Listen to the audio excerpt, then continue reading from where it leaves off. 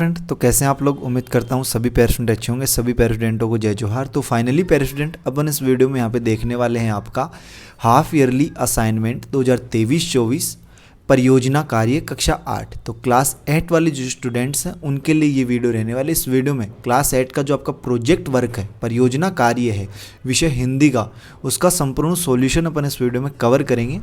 पूर्णांक 20 अंक है पैरा स्टूडेंट। समय आपको 1 सप्ताह का दिया गया है। माध्यम आपका हिंदी है।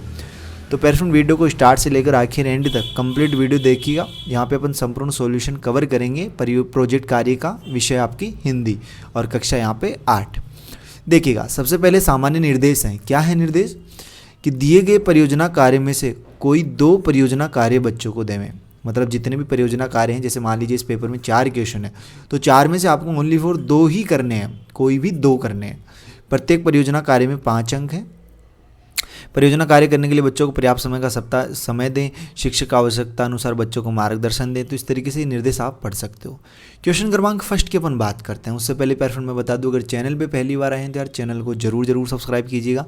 बेल का जो नोटिफिकेशन है उस पर आप लोग ऑल पे सेट कर लेना, ताकि जैसे नेक्स्ट वीडियोज़ अपलोड होते हैं तो उनके नोटिफिकेशन आप तक पहुँच सकें।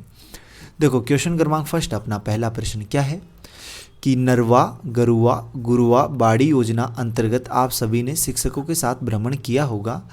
इनमें से किसी एक की उपयोगिता के बारे में योजना बनाइए। तो देखिएगा, इस क्वेश्चन का आंसर अपन किस तरीके से करेंगे। देखो, क्वेश्चन क्रमांक फर्स्ट था, उसका उत्तर नंबर 1 जो है, आपको प्रश्न क्रमांक 1 का उत्तर वो नोट करना है। यहाँ से कहाँ से कि छत्तीसगढ़ के मुख्यमंत्री भूपेश बघेल की, ठीक है, मतलब ये क्वेश्चन जो है यहाँ पे जो योजना थी वो भूपेश बघेल के टाइम पे थी। लेकिन अगर अभी की फ़िलहाल की बात करें तो अभी जो है बीजेपी की सरकार आ गई है और उनमें जो है मुख्यमंत्री अभी आपके दूसरे होंगे। तो उस समय आप कौन से मुख्यमंत्री थे? भूपेश बघेल। छत्तीसगढ़ के मुख्यमंत्री भूपेश बघेल की सबसे महत्वाकांक्षी योजना है। चूँकि यह योजना मुख्यमंत्री का ड्रीम प्रोजेक्ट भी है, इसलिए राज्य के प्रशासनिक स्तर पर इस योजना को लेकर बहुत गंभीरता बढ़ती जा रही है। पहली है नरवा। क्या है नरवा?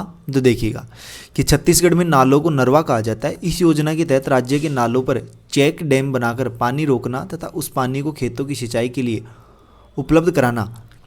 इसके अलावा नालों के जरिए बरसात का जो पानी बह जाता है उसे रोककर भूगर्भीय जल को रिचार्ज करना है। दूसरे गरवा कि किसी भी गांव में मौजूद पशुधन को गरवा कहा जाता है।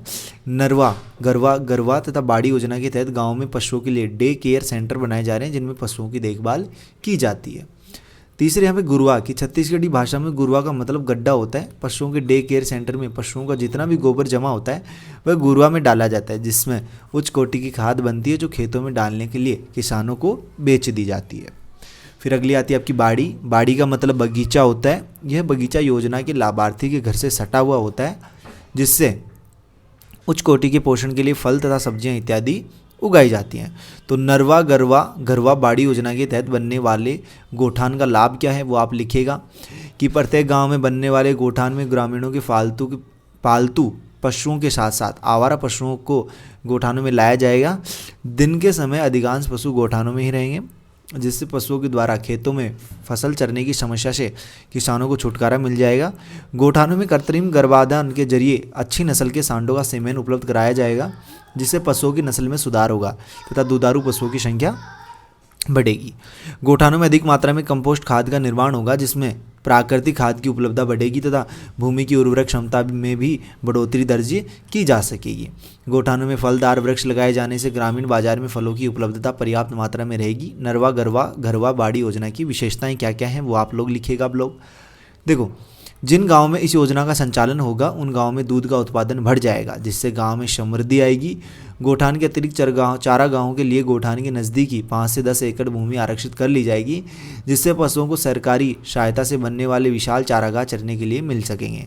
आवारा पशुओं को शरण स्थली मिल सकेगी। अभी पशु विशेषकर गायें तथा सांड एक गंभीर समस्या बन चुके हैं। यह खेतों में लगी फसल को चरने के साथ साथ रोंद डालते हैं तथा ग्रामीणों पर हमला कर गंभीर रूप से घायल भी कर देते हैं। लेकिन गोठानों में रखे जाने से पशुओं को आश्रय मिलेगा तथा भोजन पानी भी पर्याप्त मात्रा में मिलता रहेगा। तो इस तरीके से आपको प्रश्न क्रमांक 1 जो है उसका उत्तर नोट कर लेना है। दूसरा प्रश्न देखते हैं प्यारे स्टूडेंट, क्या है दूसरा प्रश्न, देखिएगा क्या है कि आपके आसपास जैसे पंचायत भवन, सामुदायिक केंद्र, आंगनबाड़ी केंद्र, स्वास्थ्य केंद्र एवं विद्यालय के दीवारों पर लिखे हुए नारे होते हैं, उनका संकलन कीजिए और वे किस विषय से संबंधित है अपने शिक्षक के मार्गदर्शन में लिखिए। तो देखिएगा इस क्वेश्चन का आंसर आप लोग किस तरीके से यहाँ पे करोगे कि हमारे आसपास जैसे पंचायत भवन, सामुदायिक केंद्र, आंगनबाड़ी केंद्र, स्वास्थ्य केंद्र, विद्यालय की दीवारों पर लिखे हुए नारों का संकलन क्या है। पहला है बेटी बचाओ बेटी पढ़ाओ, इसका उद्देश्य लड़कियों की शिक्षा को बढ़ावा देना है। दूसरा नारा है मास्क, सैनिटाइजर और दूरी कोरोना भगाने में है जरूरी। कोरोना नहीं है बड़ी बीमारी, समय पर इलाज कराना है जरूरी, उद्देश्य कोरोना वायरस के प्रति जागरूकता। तीसरा नारा आप लोग लिख सकते हो एक कदम स्वच्छता की ओर, जो हर जगह आपने लिखा हुआ देखा होगा, कहीं पंचायत के पास लिखा हुआ होता है, सामुदायिक आंगनबाड़ियों में भी लिखा हुआ होता है एक कदम स्वच्छता की ओर, और एक डायग्राम होता है इसे कचरे पात्र का, एक झाड़ू लगा रहा होता है एक बंदा इस तरीके से। फोर्थ वाला नारा है कि मन में रखो एक ही सपना, स्वच्छ बनाना है भारत अपना। पांचवा नारा कोई न छूटे इस बार, शिक्षा है सबका अधिकार। छठवां शिक्षा जीवन का आधार है, इसके बिना सब बेकार है, इसका उद्देश्य क्या है, शिक्षा सभी का मौलिक अधिकार है।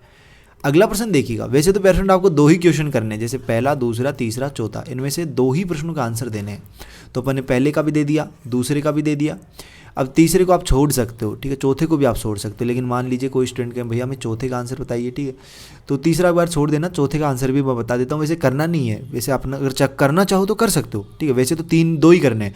तो देखिएगा चौथा क्वेश्चन है क्या वैसे, कि आपका या आपकी सहपाठी लंबे समय से विद्यालय नहीं आ रहा या आ रही, उसका समय पता करने के बाद उसे विद्यालय बुलाने के लिए शिक्षक, उसका कारण पता करने के बाद उसे विद्यालय बुलाने के लिए शिक्षक के मार्गदर्शन में एक कार्य योजना तैयार कीजिए।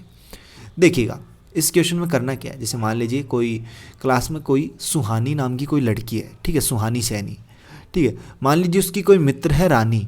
अब वो रानी क्या है, कई दिनों से विद्यालय नहीं आ रही, तो उसके लिए जो सुहानी जो है उसको क्या लिखेगी, कोई पत्र लिखेगी, वो कैसे लिखेगी। तो देखो मित्र रानी मतलब रानी जो विद्यालय नहीं आ रही, उसके लिए कह रही है सुहानी, क्या कह रही है कि मित्र रानी तुमसे बहुत दिनों से बात नहीं हो पा रही थी, तो सोचा आज पूछ लूँ, तुम इतने दिनों से विद्यालय नहीं आ रही हो, विद्यालय में बहुत सा काम करवाया है जो तुमने अभी तक नहीं करा है, और हमारी कक्षा परीक्षा भी पास आ रहे हैं, तुमसे निवेदन है कि तुम जल्दी से स्कूल आ जाओ। अगर तुम्हारी तबीयत ठीक नहीं है और डॉक्टर ने तुम्हें आराम करने के लिए कहा, तो तुम अपना पूरा आराम करके अच्छे से ठीक होकर स्कूल आ जाना, ताकि तुम सारा काम कर पाओ और अपने विद्यालय का काम भी पूरा कर सको। धन्यवाद, तुम्हारी मित्र सुहानी सैनी। तो इस तरीके से क्वेश्चन क्रमांक जो 4 है ना प्यारे स्टूडेंट, उसका आंसर भी आप लोग यहाँ पे नोट कर सकते हो। और जो क्वेश्चन क्रमांक 3 है, ये देखो क्या है कि आपके विद्यालय में 100 दिन 100 कहानियों पर कार्य चल रहा है। आपने अभी तक कितनी कहानियाँ पढ़ ली हैं, उनके नाम लिखिए, उनमें से आपको एक सबसे अच्छा पात्र कौन सा लगा और क्यों। तो इसमें आपको कोई एक कहानी लिख देनी है, जिसमें आपको जो भी कहानी के जिसमें भी आपको कहानी में जो भी पात्र हैं, मतलब मान लीजिए राम, श्याम, सीता जो भी हो, तो उनके नाम आपको लिख देने, ठीक है, बस यही करना है इसमें। तो उम्मीद करता हूँ पेरेंट किसी क्वेश्चन में कोई डाउट नहीं रहना चाहिए। अगर फिर भी कोई डाउट हो तो यार कमेंट बॉक्स में जरूर बताइएगा। अपने दोस्तों के साथ यार इस वीडियो को ज़्यादा से ज़्यादा आपको शेयर करना है, ठीक है। और हाँ, नेक्स्ट वीडियो जल्दी आपको प्रोवाइड करवा दी जाएगी। सभी विषयों के अपलोड हो चुके हैं चैनल पे, ठीक है। चैनल पे सभी विषयों के सॉल्यूशन जो अपलोड हो चुके हैं, केवल गणित का नहीं हुआ है, तो गणित का भी आपको जल्द ही प्रोवाइड करवा दिया जाएगा। तो चैनल को सब्सक्राइब जरूर कीजिएगा, बेल का जो नोटिफिकेशन उस पर आप लोग ऑल पे सेट कर लेना। इसकी पीडीएफ के लिए आप टेलीग्राम ग्रुप पे ज्वाइन हो जाओ, जिसका लिंक जो आपको वीडियो के डिस्क्रिप्शन बॉक्स में मिलेगा। बाकी अपन मिलते हैं पेरेंट्स जल्द ही नेक्स्ट वीडियो में से होश एवं जोश के साथ। तब तक सभी पेरेंट्स स्टूडेंटों को बाय, धन्यवाद, टेक केयर।